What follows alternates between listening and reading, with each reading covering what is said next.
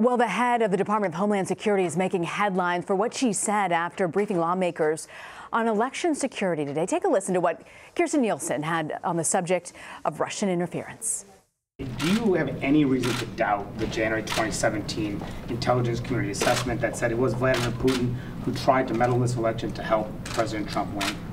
I do not believe that I've seen that conclusion. What I do is that the specific intent was to help President Trump win. I'm not aware of that.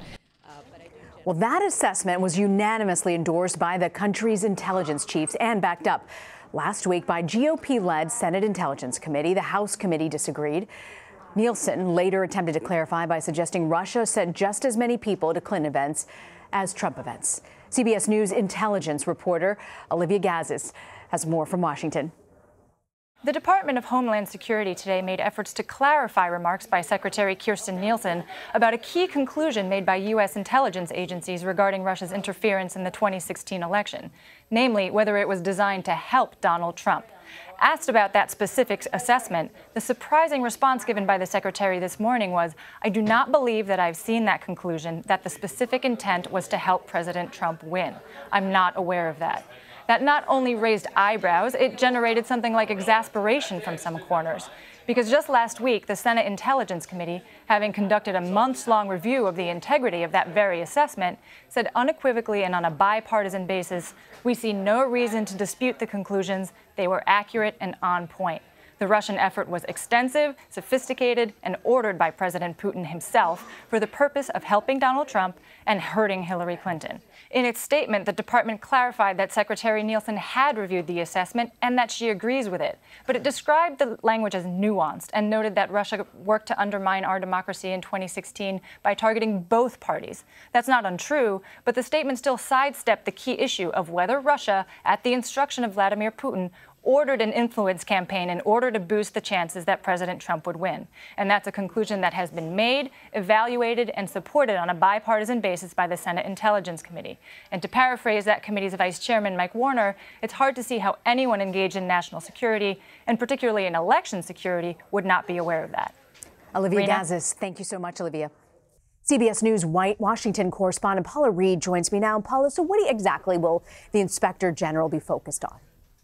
The Inspector General's office, that's an internal watchdog within the Justice Department, and typically it investigates how the Justice Department or the FBI or other components, the ATF or DEA, how they handled a certain matter. They don't necessarily do criminal investigations the way the FBI or the Justice Department does, but if they find any evidence of possible criminal activity, they can then refer that to the Justice Department for possible prosecution. And in this case, the Inspector General will look at whether there was anything improper or any political motivation in what prompted the FBI to send this informant to have contacts with these campaign officials. Our sources tell us that these informants made contact with these advisors after the FBI received information that these specific men had had suspicious contacts with Russians, and that there's so far no evidence that there was a politically motivated spy embedded in the campaign. And Paula, during the meeting, they also agreed to broker a meeting with congressional leaders to sort of review classified information. What exactly is this going to be about?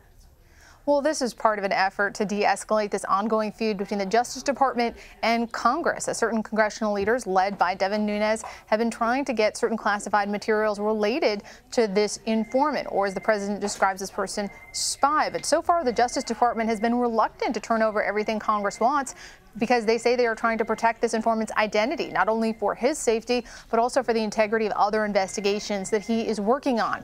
So here during this meeting yesterday at the White House, Chief of Staff John Kelly agreed to oversee, sort of broker a meeting between top federal law enforcement officials and congressional leaders to review some classified material. Over the past several weeks, there have been a series of meetings between Congress and Justice, and the congressional officials have not been able to get what they wanted. Everyone left unsatisfied. And in fact, those congressional leaders rejected the Justice Department's last offer of a meeting. You know, the president's intervention, Paula, has really raised a lot of questions about whether did he cross a line with this. Does what came out yesterday with this meeting help alleviate those concerns? Well, it's interesting that the president is satisfied with his Office of Inspector General investigation, because historically he has criticized the Office of Inspector General for being too slow in his investigations and the fact that he lacks prosecutorial power. So the big question is whether or not the president was going to push further for a full, formal criminal investigation. It appears, based on the White House's statement after this meeting, that the president is satisfied with this. In terms of whether or not he crossed the line, well, that just depends where you draw your lines. It is not illegal for the president to seek an investigation or to ask for an investigation. But there are some concerns about the White House or any president trying to push the Justice Department to investigate their political opponents, especially when he's pushing for an investigation that could potentially undermine the ongoing investigation into him and his campaign. Yeah, meanwhile, I want to ask you about the president's lawyers. They are walking back reports on when Mueller's investigation could actually wrap up. What can you tell us? Anything new on this? That's right. Earlier this week, Giuliani had suggested that Mueller told him that the investigation would wrap up by September 1st. But anyone who covers federal law enforcement investigations knew it was highly unlikely that ever happened, because no investigator would ever give a specific date when their investigation was going to wrap up. Every time you turn over a new rock, every time you get a new piece of evidence, you never know where that will lead. There's absolutely no way to know. Even Robert Mueller, with all the things he does know, there's no way to know when this will wrap up. So we definitely have reported that with a lot of scrutiny, and it looks like today Giuliani is sort of walking that back. But it appears this is part of an ongoing negotiation, this dance, a little blustering between special counsel and the president's attorneys as they try to negotiate terms for a possible interview between the president and special counsel. Paula Reid, thank you so much for joining us, Paula.